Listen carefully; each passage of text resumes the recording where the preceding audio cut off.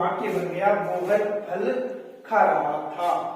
अब मैंने भी बात कही आपको कि ये जो अनुस्वार ये म है, कभी तो फलम यहाँ ऊपर चला जाता है और कभी ये आ जाता है नीचे। ऐसा क्यों? तो एक साधारण सा नियम है जिसमें आपकी अनुस्वार संधि तैयार हो जाएगी। नियम क्या है कि अगर पीछे आने वाला जो अक्षर है वो यदि व्यंजन वर्ण होता है, व्यंजन कौन से?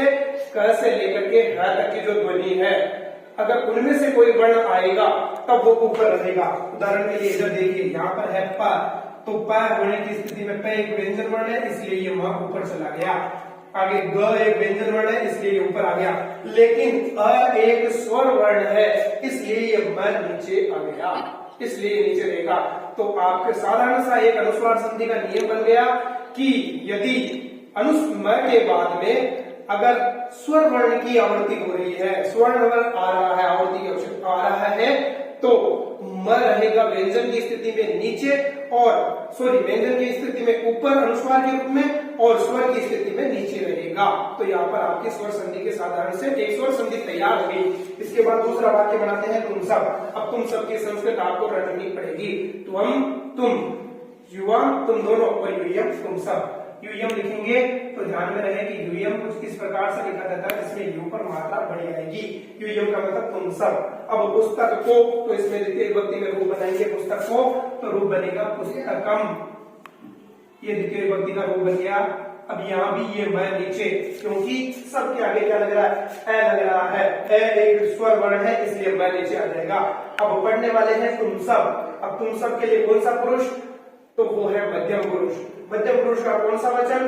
तो वो है बहुवचन में बहुवचन। अब बहुवचन में पठ धातु का रूप बना हुआ है अपठत, तो हम लिखेंगे यहाँ पर अपठत। परंतु फिर मैं आपको बता दूं कि अगर आपने अपठत के पीछे हलंत नहीं लगाया तो यहाँ तो तुम सब है परंतु क्रिया लग जाएगी प्रथम पुरुष एक वचन की। तो इस प्रकार से हम इन वाक्यों को बनाएंगे। अब ये धातुओं के साथ में आप इनके आसानी से रूप बना सकते हो। जैसे आपके पास में वध मीन्स बोलना, यहाँ ले देता हूं थोड़ा ऊपर। वध धातु जिसका मतलब होता है बोलना। हस धातु जिसका मतलब होता है हंसना। चल धातु जिसका मतलब होता है चलना।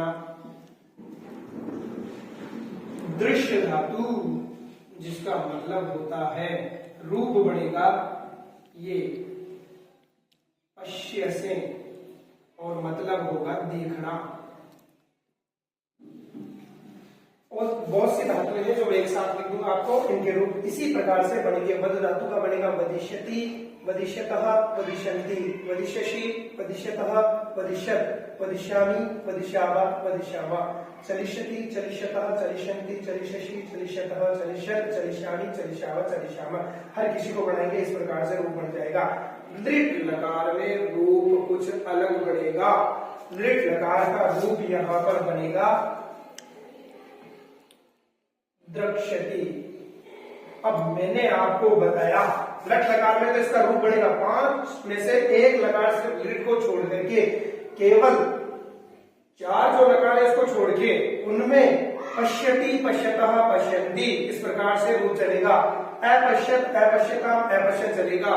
लेकिन दृढ़ लकार में इसका रूप बढ़ेगा द्रक्ष्यति। अब एक तरफ मैंने आपको कहा था भविष्य काल में श और ये दिखाई देता है, लेकिन दृढ़ लकार में यहाँ पर द्रक्ष्यति में श और ये क्यों नहीं दिखाई दे रहा?